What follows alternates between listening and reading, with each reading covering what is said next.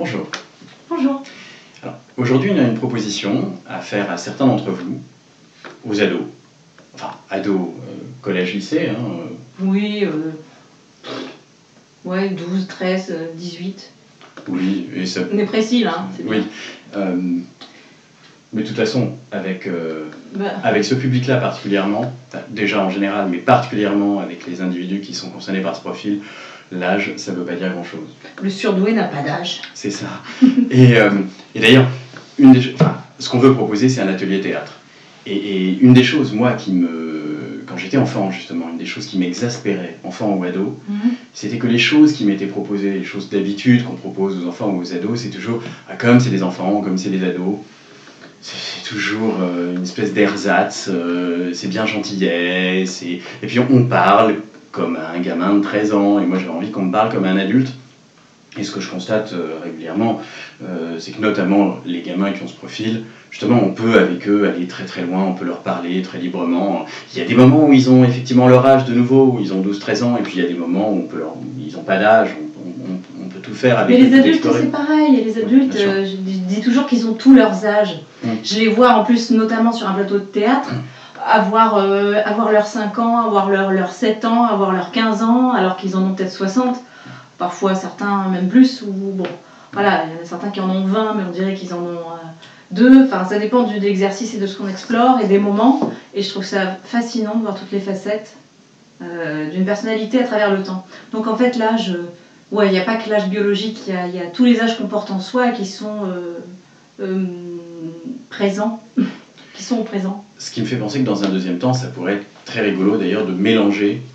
Mais dans un deuxième temps, mais mélanger dans un atelier théâtre, éventuellement, justement, ces âges-là. Parce que, et tu sais qu'on les mélange déjà, hein. Enfin, je veux dire, dans les adultes, on a vraiment des gens de 20 ans qui, enfin, tu vois, même presque pas 20 ans, à 60, je sais pas combien. Oui. C'est rigolo, ça, justement. Oui, mais dans un deuxième temps, un gamin de 12-13 ans et une personne de 60 ans qui font du théâtre ensemble, et qui font vraiment du théâtre ensemble, ça peut être extraordinaire. On va peut-être pas commencer par là, et on va pas commencer par là peut-être parce que... ah si, j'en suis sûr. Mais on va peut-être pas commencer par là parce que, évidemment, déjà c'est pas forcément facile quand on a 12, 13, 14, 15 ans de se dire je vais faire du théâtre. Si en plus c'est avec des gens qui sont pas du tout de son âge, il y en a certains pour qui ça va être très motivant, mais quand même je pense que ça peut en freiner un certain nombre. Donc voilà, on va commencer par un atelier de théâtre ado. Oui. Et alors moi j'aimerais bien dire que les ados, alors je pense à ceux qui sont en partie, bon évidemment ceux qui ont des difficultés à aller vers les autres, à se sentir bien en groupe, et puis alors en plus je pense à tous ces ados quand même auxquels on a souvent affaire, nous, qui sont aussi en déscolarisation, et donc qui ont besoin de trouver des lieux de partage, d'échange, et je trouve que ce serait quand même pas mal de leur donner la priorité. Oui, alors cela dit, en difficulté, je suis d'accord avec toi, mais attention parce que il faut le préciser, on sait bien quel écueil on veut pas. On ne propose pas du théâtre parce que ça va aider à travailler sur sa timidité. Non, enfin, oui, bien sûr. Évidemment. Quelle bonne blague, tu voulais dire. Ouais, c'est ça.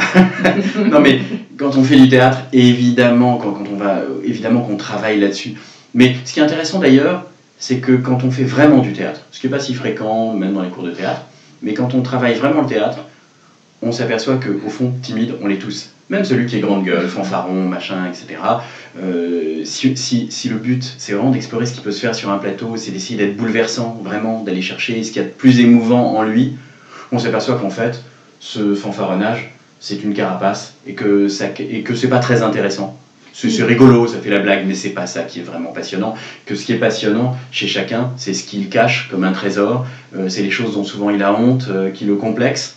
Et quand très précautionneusement on arrive à explorer ça et à le faire surgir, et que dans un groupe on arrive à ce qu'on ne se sente pas gêné, au contraire soutenu par les autres pour explorer ça, c'est là qu'on atteint une dimension bouleversante pour chacun. Ouais, puis c'est vrai, il y a mille et une manières d'être timide. Il y a mille et une manières de se défendre de ce qu'on suppose être le regard de l'autre, mais ce regard de l'autre qu'on ne rencontre finalement jamais vraiment, qu'on passe notre vie à fantasmer, mais Finalement, on ne sait pas ce que pensent les autres et ce que voient les autres, et qui sont eux-mêmes sans doute très préoccupés par le regard qu'on porte sur eux. Et ce piège du regard, c'est la chose qu'on travaille au théâtre en premier lieu, et puis surtout auprès des ados. Vous savez bien, enfin, je suppose, que tout le monde a présent à l'esprit son adolescence, plus ou moins de manière vivace, mais c'est vraiment la période où la tyrannie de la norme est la plus violente. Et encore plus évidemment chez ces jeunes qui en plus se demandent qu'est-ce qui cloche chez moi, quoi. Et puis il y a une chose magnifique dans cet âge. Il y a un texte de Milana Jesenska. Ah oui. Milana Jesenska, c'est une femme extraordinaire, elle écrivait magnifiquement. La postérité l'a retenue surtout par le fait qu'elle était la grande amoureuse de Kafka. Ça, c'est le machisme de la postérité, mais elle écrivait des textes sublimes. Elle est morte en camp de concentration. Et dans un recueil de textes qui s'appelle Vivre, il y a un texte qui s'intitule Jeunesse, texte de 3-4 pages, et où elle a cette phrase où elle dit en substance que la richesse d'une personne se mesure à la sincérité avec laquelle il a appréhendé l'infinie douleur de ses 16 ans. Et j'adore cette phrase. En effet, c'est un âge magnifique, parce que c'est l'âge, notamment dans notre société, c'est l'âge où on se rend compte, moi je me souviens très bien, c'est un âge très fragilisant, mais parce que je me souviens de mes 14 ans, j'ouvrais les yeux sur les adultes, je me souviens vraiment de m'être dit, en regardant les adultes, les amis des parents, les profs, etc., et de m'être dit, mais ça peut pas être ça la vie. Enfin, je les regardais à voir ce qui semblait être leur relation de couple, ce qui semblait être leur relation au travail, etc. Et ça me paraissait mortifère, enfin, c'était insupportable, sauf quelques-uns, de temps en temps, mais si rares. Il y avait quelques-uns dont les yeux brillaient quand ils parlaient de ce qu'ils vivaient. Je me disais, ah ouais, là d'accord, oui, si je vis ça, si je suis ça dans 20, 30 ans, ok, d'accord.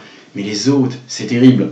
Et c'est justement parce que cette question, elle est brûlante, et d'autant plus brûlante, évidemment, chez ceux qui sont concernés par cette question, qu'on a envie de travailler avec eux et de leur montrer que, bah, en effet, oui, non, ils ne sont pas condamnés à se résigner, pas du tout, même si toute la société le leur dit. Enfin, c'est ça qui est terrible, c'est que quand ils sont enfants... En fait, ce qu'on veut faire, c'est un bug. C'est un espace qui bug avec tout le reste, et qui permettent à ces jeunes de tout d'un coup retrouver l'intensité du désir et faire l'exploration collective dans toutes ces dimensions avec justement, on va pas le faire à la gnangnan du genre on va faire un spectacle à la fin de l'année. Non, il n'y aura pas de spectacle à la fin de l'année. Enfin, si jamais il y a un spectacle, c'est parce qu'il se sera imposé. Oui, c'est ça. C'est parce que l'aventure nous aura emmené à avoir envie de monter un truc. Et que tout le monde aura envie, enfin que voilà. Ça sera les jeunes eux-mêmes qui diront ah ouais, on devrait faire ci, ça, et puis alors on ne sait pas pourquoi. Et puis en essayant de faire un truc magnifique. Enfin, faire une ambition artistique totale. Mais on ne peut pas dire à l'avance, comme un a priori, où est-ce qu'on va aller. Oui, en définition, on ne sait pas. Parce que l'horrible représentation de fin d'année à laquelle on est habitué maintenant aussi comme parents, enfin des trucs où c'est du Canada Dry, ça fait semblant d'être du théâtre, ou ça fait semblant d'être de la danse, et tout le monde est content parce que ah là là c'est chouette, c'est émouvant de les voir. Oui, il y a un côté émouvant, c'est toujours émouvant de voir des enfants, mais quel gâchis par rapport à ce que ça pourrait être. Et non, puis surtout quand on a la pression de la performance, et c'est ça qu'on veut casser. Quand on se dit ah oui, un spectacle, alors du coup il y a tout qui passe à volo, hein, tant pis, et puis du coup bah, on en oublie même de découvrir le théâtre. Donc se donner le temps de découvrir le théâtre pour de vrai, c'est justement se mettre aucune pression parasite extérieure. Nous, ce qu'on veut créer, quand je dis un bug, c'est même pas une plaisanterie, c'est pour de vrai, c'est-à-dire vraiment on veut casser les codes de la communication usuelle, casser les rapports de force habituels, où les gens sont pris dans la tyrannie de la compétition et du regard des autres et du narcissisme complètement intrusif, qui rythme notre espace social aujourd'hui, hein, c'est quand même l'image. Bon, ben, on a envie de justement offrir aux ados qui, je pense, sont les victimes les plus évidentes de cet aspect-là des choses, voilà, de leur ouvrir une brèche pour essayer de goûter à la liberté d'être tous ensemble dans un groupe où on inaugure, et j'aime pas le mot bienveillance, ouais. Mais c'est vrai qu'il est pratique parce qu'au moins on se comprend tout de suite, on se comprend. Pourquoi j'aime pas ce mot ? Parce que c'est encore un mot issu de la morale, que je pense que c'est vraiment notre combat là. Et que c'est une espèce d'incantation creuse la plupart du temps. Tout le monde parle de bienveillance, mais personne ne réfléchit à ce qui en amont permet que bien autre chose d'ailleurs. C'est ça. Bon, c'est pas de la bienveillance, c'est de l'amour dont on parle. C'est d'une intensité. C'est même le fait que ça n'intéresse plus personne. Bah oui, on n'y pense même plus. Voilà. On pense même plus au jugement, à la comparaison. On se situe dans une logique tellement autre que ça nous viendra même pas l'idée. On n'est pas dans ce rapport-là. Parce que la bienveillance, c'est souvent... La bienveillance, on y pense encore. Puis c'est souvent qu'en fait tout le monde juge, mais personne ne le dit, parce qu'on est bienveillant. Non, ça, c'est insupportable. Et je parlais d'intensité, mais justement, si je reviens à cet âge d'adolescence, là où il y a vraiment un truc terrible d'un couvercle qui se referme, c'est que quand, dans l'enfance, les adultes acceptent encore que les enfants soient exubérants, qu'ils soient intenses, qu'ils soient passionnés. Et quand le gamin de 8 ans, quand on l'interroge et qu'on lui dit qu'est-ce que tu voudrais faire plus tard, qui répond je voudrais être champion du monde de foot, ou je voudrais aller sur la lune.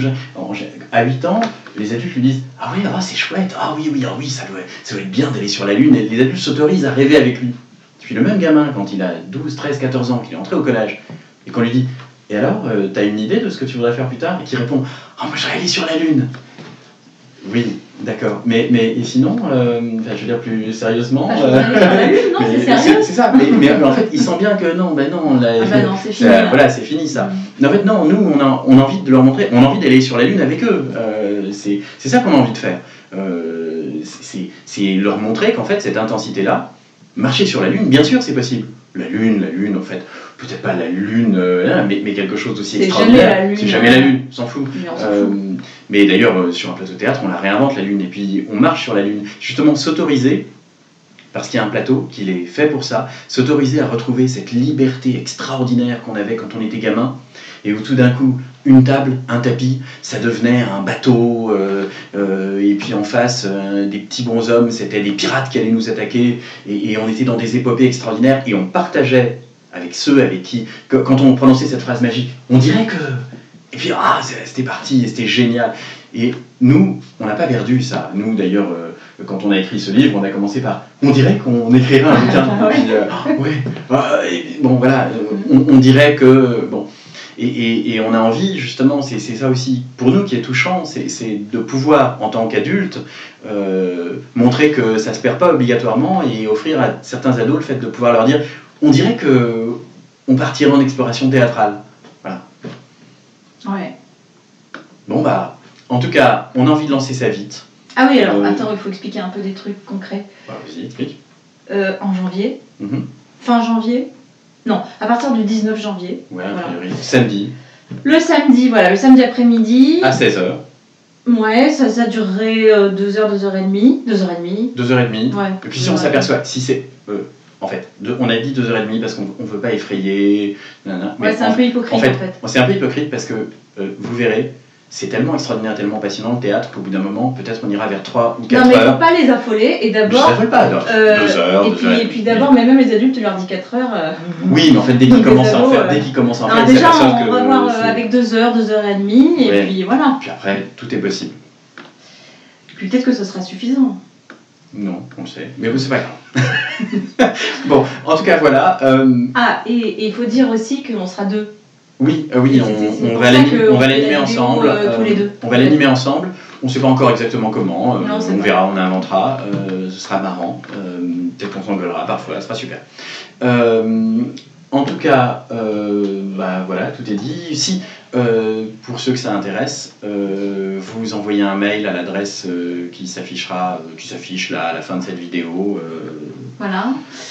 Comme on est en cours d'année et que c'est qu'à partir de janvier, on va faire courir l'inscription jusqu'à fin juin, disons. Voilà. Oui, les tarifs. Du coup, mais de toute façon, les tarifs, on essaiera de les adapter. La question n'est pas que ce soit cher. Hein. C'est vraiment la question est qu'on puisse se donner les moyens de... et ça aura lieu... Ah oui, alors pardon, encore à Paris. Oui, parce qu'on a eu quand même quelques reproches assez salés parfois de gens qui... Je comprends la frustration. Alors, je comprends la frustration des gens qui sont en région, qui sont loin de Paris. Non mais promis, alors oui. Mais on y pense. y a certains d'entre vous qui vraiment sont furieux même contre nous parce qu'on fait des trucs à Paris. Alors, promis, si l'un de vous invente la machine à téléporter, on s'engage dès le lendemain à faire plein d'activités hebdomadaires partout. Disons que c'est vrai qu'on est un peu contraint, comme tout un chacun, par des données, enfin des coordonnées d'espace-temps, donc on habite quelque part. Et il se trouve que c'est à Paris. Mais cela dit, on va pas c'est trop facile ça. Je veux dire, il y a quand même quelque chose à inventer. Et je pense que, bon là on peut pas tout faire avec nos petits bras tout le temps, etc. Oui, à un moment ou un autre. À un moment ou un autre, il faudrait quand même, en effet, penser un truc spécialement pour les gens qui viennent de loin. Et donc du coup offrir un espace d'atelier le week-end, tu vois. Oui, et ou les vacances, etc. Bon, enfin je sais pas, faut trouver, mais bon là pour l'instant c'est déjà pas mal. Voilà. Première étape, donc, cet atelier en janvier. Voilà. On a, je crois, tout dit. Ouais, non. Enfin non, pas du tout. Mais... non, mais c'est pas grave. Bon, mais voilà. Et bah voilà, envoyez un mail. À bientôt. Et puis bonne fin d'année. Ah oui, c'est vrai, oui, bonne fin d'année. Survivez aux fêtes. Ouais. À bientôt.